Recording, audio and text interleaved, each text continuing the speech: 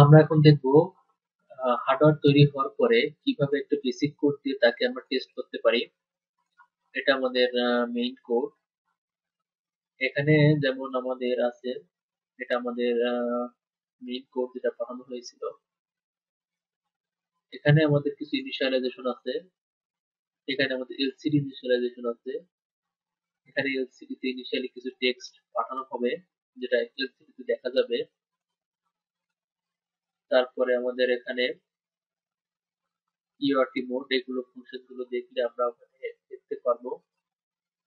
এখানে আমাদের আছে এখানে দুইটা সিরিয়াল পোর্ট, একটা জিপিএস এর জন্য, একটা জিএসএম এর জন্য, দুইটাকে ইনিশিয়ালাইজেশন করা হয়েছে। জিএসএম মডিউল সেটআপ, জিএসএম মডিউলের ইনিশিয়াল কিছু সেটআপ এবং জিএসএম ইনিশিয়েট। এরপর আমরা যেটা করছি, আমাদের ফাইল লুপের ভিতরে আসার পরে আমরা একটা এলসিডি ক্রিয়েট করলাম এবং এরপরে ইউআরটি পুট জিএসএম, এখানে এটি আর এন কমান্ডটা পাঠালাম হলো। তো এই কমান্ড যদি আমাদের জিএসএম মডিউল পেয়ে থাকে তাহলে সে অ্যাকনলেজমেন্ট হিসেবে আর এন ওকে আর এন পাঠাবে, যেটা আমাদের এখানে সেভ হয়ে থাকবে। আমাদের সে পাঠাবে আর এন ওকে আর এন।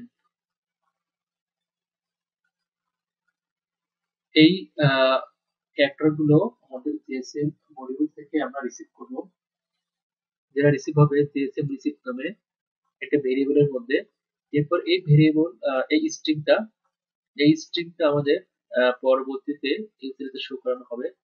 যদি আমরা এলসিডি ওকে কত দেখতে পাই, আর এন্ড এন এটা কালো বক্স হিসেবে দেখা যায়, যদি দেখতে পাই তাহলে বুঝতে পারবো যে আমাদের জিএসএম মডিউলের সাথে কমিউনিকেশনটা